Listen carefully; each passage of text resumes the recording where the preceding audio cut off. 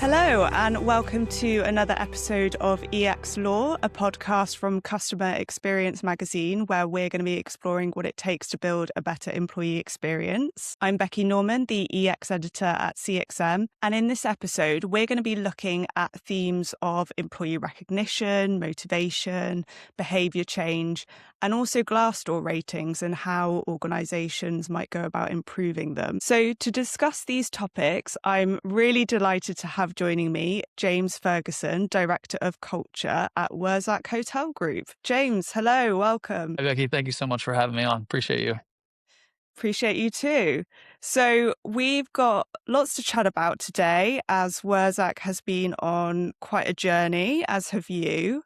hmm But before we dive into that, tell us a little bit more about yourself, your role at Wurzak, and also some of the work you do outside of Wurzak too. Sure. So, yeah, my name is James, and my expertise is built off a 16-year career in hospitality, building award-winning teams. So, everything that I share in this episode and my books on stages and pages is all from that experience. And I feel very fortunate in the hospitality industry. You get to grow quickly if you so choose. And I started as a front desk agent, worked my way up to above property, and have learned so much along the way, both in the industry and about leadership. And now I feel very fortunate that both here I get to support the growth of our culture and leadership, but also support others, again, through my books and on stages and help us all be better together. Amazing. And you've got a new book out, which we are going to talk about a little bit later on in the conversation. Yep. Yeah, there it is. For those watching. Yep. So yeah, we'll talk about that in a little bit. But I really want to start with Wurzak's journey because it is Mhm. quite an impressive one. You talk about moving from worst to first on Glassdoor ratings. Can you tell us a little bit about that starting point? What did that culture look like? What were some of the issues showing up? What was the kind of some of the comments you were receiving or the general sentiment that you were getting on Glassdoor? Well, I think we saw it everywhere. So I started with a company as a GM of one of our hotels, and coming in that capacity, it was very clear that we really didn't have a culture. And what I mean by that is we just didn't have like a foundation of who we are, what mattered to us, and how we all contributed to it. So there was no orientation, there was general SOPs, but there was no clear line of sight, again, about what our values were and how we can behave in a positive way to support the business outcomes. So from my experience in hospitality, many times that can be the case because we're so focused on serving the guests that we forget where it starts. So I've been very comfortable through my career filling the gaps, finding solutions to that, and building it myself without needing that guidance. But it became very clear that it didn't exist. And so again, that was obviously viewed through Glassdoor and surveys and things that I heard from my team as I came on. And, I don't think that that was anybody's fault. It just wasn't the immediate focus. And we didn't have someone in that position to do so. Um, so when you don't know where to put your energy and what matters and how you contribute to it, people kind of just do things and have no purpose. So there was a transition with the company where I felt I could present an idea, which was to be part of the change and part of the solution to that. And I said, look, I know we don't have this position that exists. I know that it seems unusual to have me go from GM to director of culture, but I think this is the very moment where it matters most. And we could change the trajectory of our company if we so choose. And while that sounds like an epic moment in a movie, it was just a conversation that happened, right? But like it really was what made the difference. They made the decision that that mattered to them. And Mm, I just happened to be part of the journey of that. I think because I've been in the role, I get a lot of credit for it, but it takes everybody. It starts at the top. Like they have to be willing to put the energy and effort into building out what we have. And so I feel very fortunate. Like, again, we basically were at ground level. There was nothing that existed, not even an orientation. So when I came into the role, when they decided, like, this is important to us, we want to move in that direction, um, it was building it from the ground up. And truthfully, I didn't have experience doing that. I could build a culture anywhere you plopped me into. But to do it at scale was a much different monster. But it's been one of the most rewarding things that I've been a part of for sure. Yeah, what an experience to jump from GM to director of culture. So Mhm. you said that there wasn't really much. You were starting from ground zero. Were there certain behaviors that were coming out that you were like, this needs to change. We need to really direct people with what good looks like in terms of behaviors and values and culture? Yeah, I think, what really we really started to look at is like where are the gaps, and I think it always starts with communication, right? If there's no communication, people will create their own story, right? So if we don't have a clear set of values or pillars as we've created now, they're going to create their own, whether they're positive or negative, and they're going to be different for each person. Where if you create that clarity and awareness, it helps to build that for everybody. And what that means is we started to create clarity on it. So I started by building out what are our pillars, how are they defined, what are those behaviors, and what do they mean, and how do they apply to the team. And then through that, we built posters, we created communications through text and through newsletters, all these things building out awareness. So that was really the first phase of it, was creating that awareness across the company. Because if you went to each hotel that we had, everybody had a different story, a different belief, a different purpose. We need to create clarity on that. It started with our mission. It was then built out through our pillars.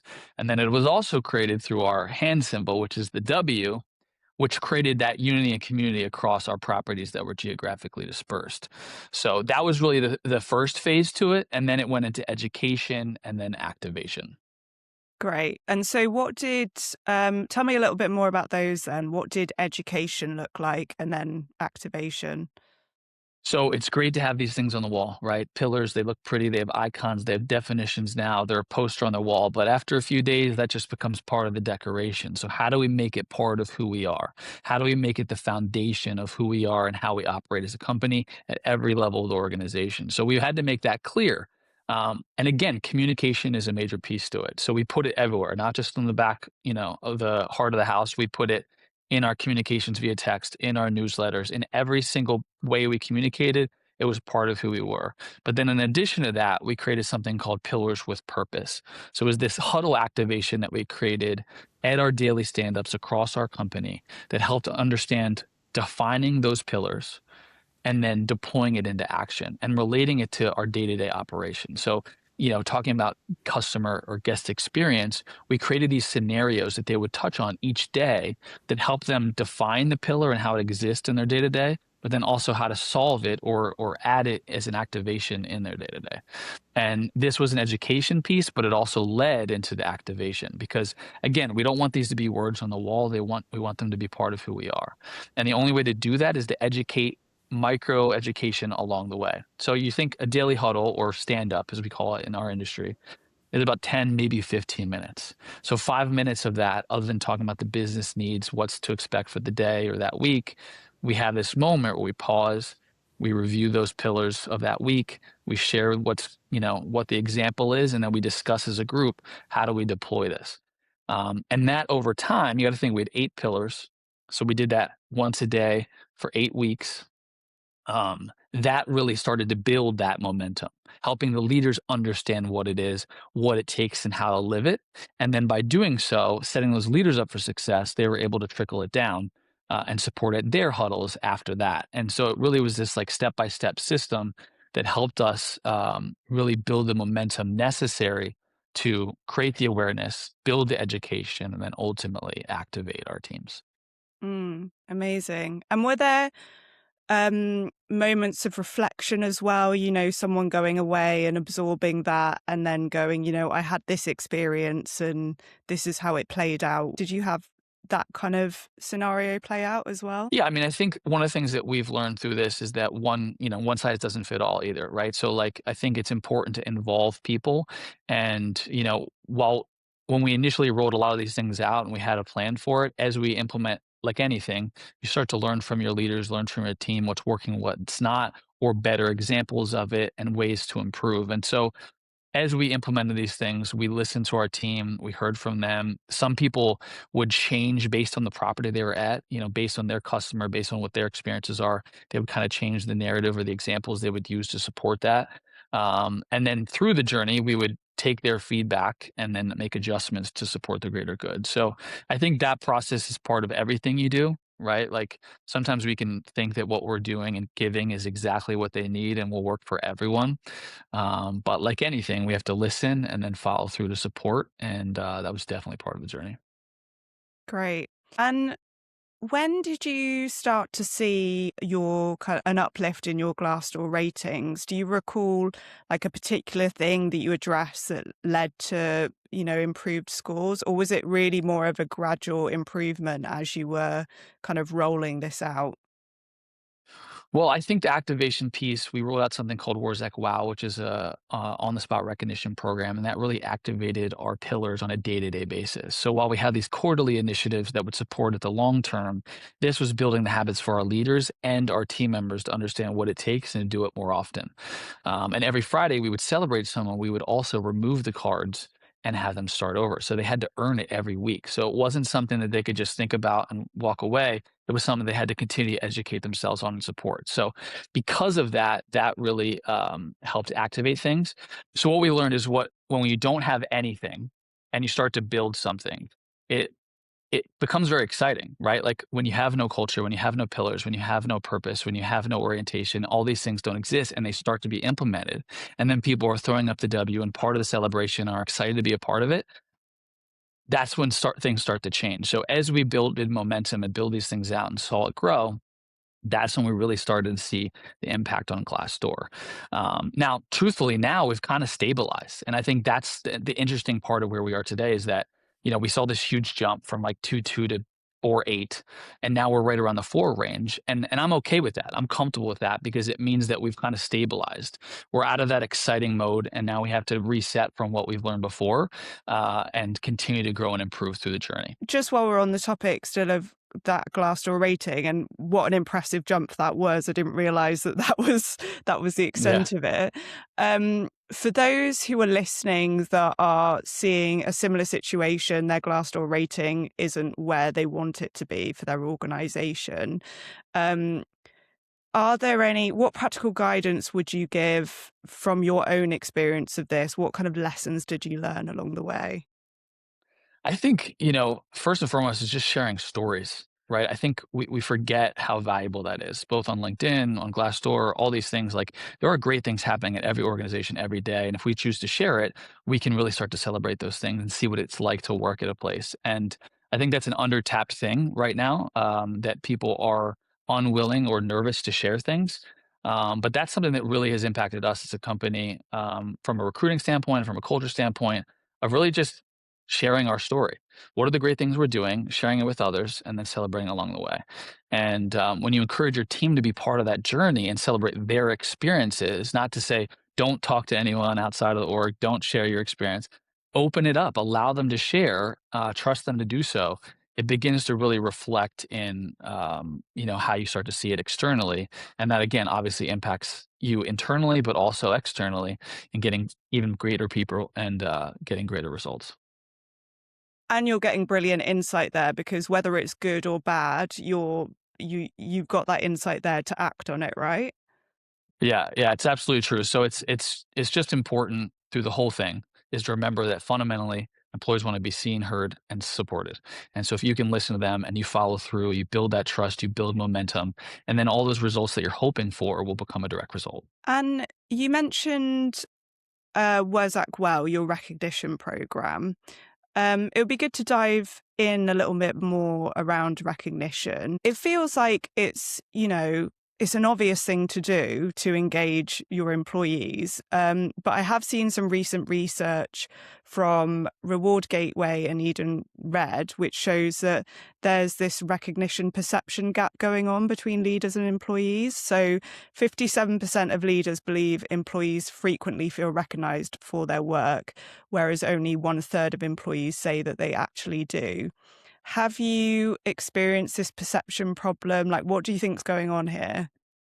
Yeah, I think that's absolutely accurate. I think everyone thinks something's going a certain way when in reality it likely is not. I think what I've seen, and sometimes we can rely too heavily on our initiatives. So if you have a monthly or a quarterly, you can feel like there's a system that exists that supports that part. So I'm not going to do more because that's already handled, or it's an HR function and I don't need to do that. But and I've even heard a leader, say, I don't want to celebrate a fish for swimming. Right? It's a fundamental thing. They should just do it. I think that's such a misconception, right? If you want something to happen again, celebrate it, right? Because what gets recognized gets repeated. So if someone's doing their job and doing it well, celebrate it. Like, I think there's this illusion that, like, we're paying you, you're doing your job. I don't need to recognize that. I only recognize when you're going above that. But if you want someone to continually do the right thing in their role, then make sure you celebrate the right thing every time. And in my book, I talk about first downs versus touchdowns. As a business, we often focus on the outcomes, the big goals, the things we want to accomplish at a larger scale, but we forget the things that actually lead us to them. So in football, there's touchdowns and there's first downs. And when you get a touchdown, it doesn't lead to another touchdown. But when you get first downs, if you get enough of those, they lead to a touchdown automatically, right? As a natural result. So if we focus on the first downs and recognize along the way, everything we hope to accomplish will become a direct result. Now, does that take time and intentionality? Absolutely. But we have to make time for what matters. And it is absolutely a daily thing that we need to focus on, not just a monthly or quarterly. And how do you get managers to do that? Right, because that's mostly coming from managers if it's a daily thing. So how do you get when managers feel stretched, busy, their teams are getting larger, how do you encourage them to do that daily recognition? Well, I often say stay ready so you don't have to get ready. And a program like an on the spot recognition program, you keep the cards on you, you're actively seeking the good and celebrating. You just have to be prepared, right? If you're in your office and you're staying in there and you're doing your admin work and you're focused on what your boss wants from you, of course, you're not going to recognize anybody. But if you keep your cards on you, you're actively seeking the good and celebrating, you're going to wind up finding a lot more good and much more to celebrate. So you do have to be intentional. I think in addition to that, you have to build in recognition into what you do. So starting a meeting with wins is a great way to do it. Having thank you notes handy or post-its that you can write things when you're thinking of it, right? It takes about 30 seconds to write a thank you note. So having those things readily available so you can do that, and whether it's a formal thank you note and you put it in an envelope and give it to them, or you just put a little sticky on the bottom of their mouse, so the next time they go to their desk, they look on it and they see a little thank you for what they did. I mean, these little things really do matter. But the on the spot recognition program builds the habits because it forces people to earn it every week, right? So an employee is constantly, striving to do more. People that aren't doing it are watching it and seeing what it takes. And then leaders, again, have to be activated. They have to give out, a certain amount each week. And then the other side of it is holding them accountable. So what we do is we have a tracker that shows engagement. So if a hotel only gives out 15 this week, but last week was 70, there's a clear issue there. What is it? And finding those answers from the property level, discussing ways to improve it, whether it's more training, whether it's providing, additional examples of what to look for and how to do it. But it's just, you're constantly learning, evolving, and holding people accountable. And you mentioned there Seek Good and Celebrate, which is the name of your new book. Yeah, So let's talk about that a little bit more. sure. What is it about? And also what motivated you to write it? Yeah, so super excited about it. Came out on May 5th. See the Good and Celebrate, if I could best describe it, it's kind of like the prequel to my first book. My first book is the Confetti Culture Playbook. And in that, I really talk about the success I had as a hotel manager and winning top workplaces, where this book kind of shifts from success to significance.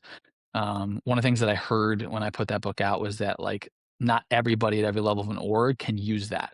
Because if you're not in a position of power, someone that can make decisions and implement things quickly or spend money, it's hard to do any of the things that are in that book. But in this new book, Seek the Good and Celebrate, it helps people understand what's that internal vision, those, internal behaviors or values that are going to drive you as a leader to be better every day. And the thing that really created this book and started this book and is the origin story was when I went through my cancer journey. So just a few months after I released my first book, I was diagnosed with cancer. And through that journey, I had to build resilience that I didn't know I had. And I realized that my mission as an individual has always been seek the good, and celebrate. And through my career, I've often looked for external validation for another company's mission and values that I could believe in, go maximize and live out and push out and help support. But what I realized through my cancer journey is that those things always lived inside of me. And while I was looking for it externally, I found it inside myself. And I realized that these are the things that have helped me and helped me help others become better leaders through it. So in the book, the mission is seek the good and celebrate. And then the values or the pillars are confetti as an acronym. So when I went through my cancer journey, confetti became a symbol of hope. So first, it was a tool for recognition. Through my cancer journey, it became a symbol of hope because I used it to visualize myself throwing confetti at the end of treatment. But as I came out of that, I realized that people aren't all going to throw confetti. Definitely never going to become a symbol of hope for anybody else. But what it could become is a series of habits that help us all be better together. So I created the acronym confetti and built this leadership model around it. So it's celebrate often, ownership mindset, nurture trust, fueled by feedback, engage with intention, train and develop, thankfulness is a habit, and inspire daily.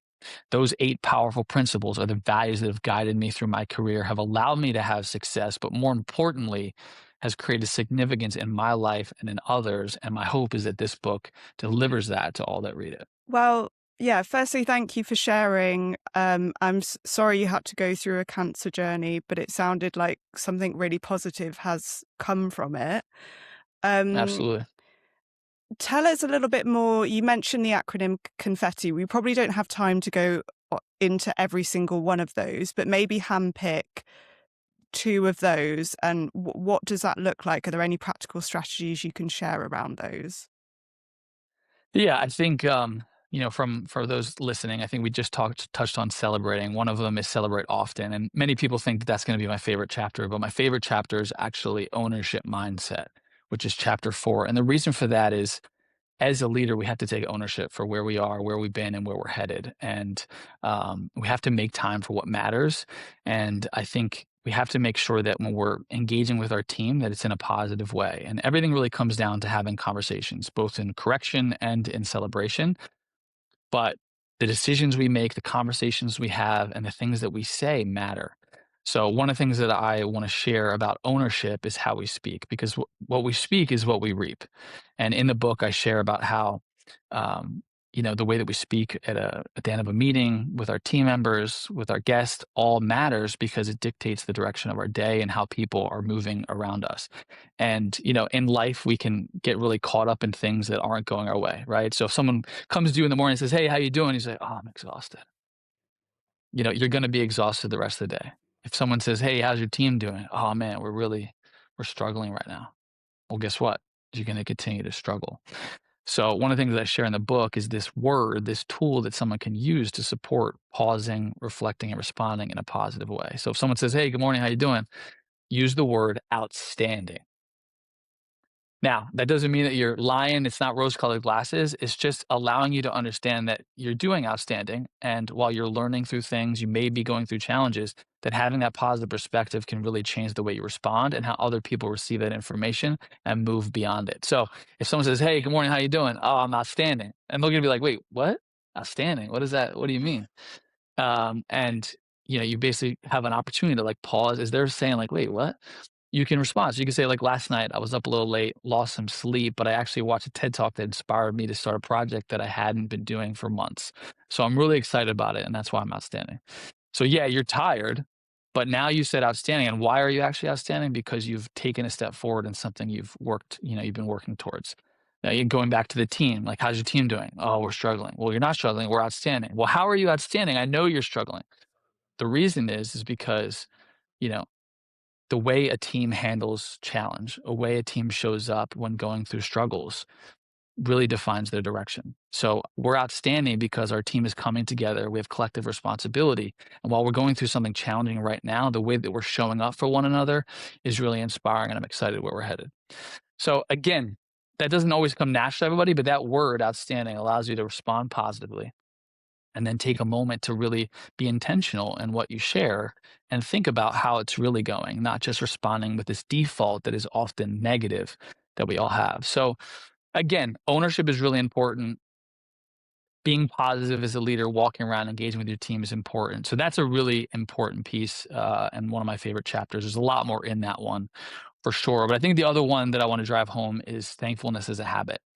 I think gratitude is something we often hold for Thanksgiving or special occasions, but it's something we should build into our day to day. So for me, every Tuesday and every Thursday, Gratitude Tuesday and Thankful Thursday, I go on walks and take a moment to really think about what am I grateful for today? What am I grateful for this week? What progress have I made? And kind of take a moment to celebrate myself and appreciate how far I've come.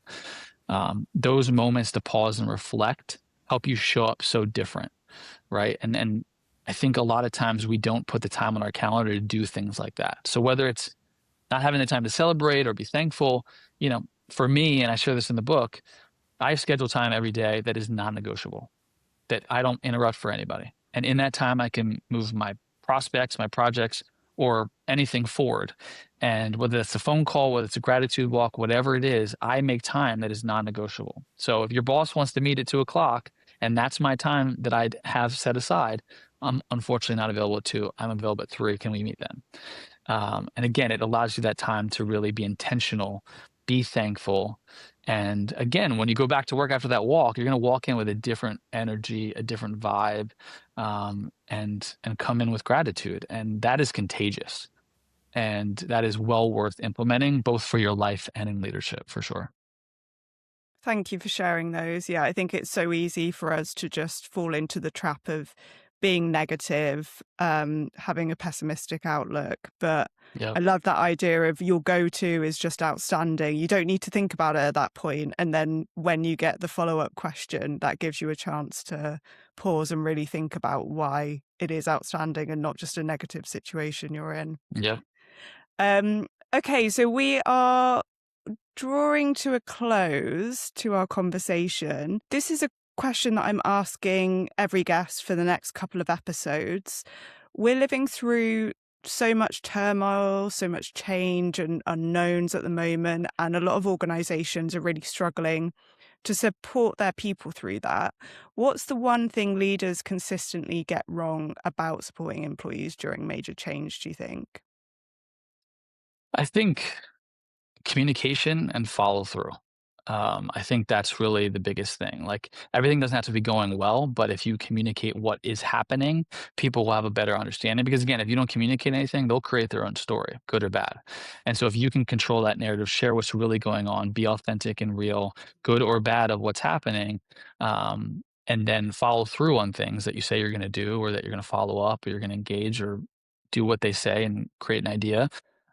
Those are the things that matter because culture doesn't happen to you, it happens through you. And a lot of times through change, we say, oh, we don't want to share that. Oh, we don't want everyone to know this. Oh, we're going to keep that between us. We'll let them know when we have something good to share, all these things. But when there's not communication, there's not follow through, we lose trust, we lose momentum, we lose all the things that really help us deliver on the things we hope to accomplish as a business. So I would say that is definitely the thing that we get wrong, but can easily fix. Thank you, James. It's been a real pleasure to talk to you today. I really wish you all the best with your book promotion. Seek good and celebrate. Go check it out, anyone listening. Yeah, thank you. And I hope to chat to you again soon. Thanks so much for having me. See ya.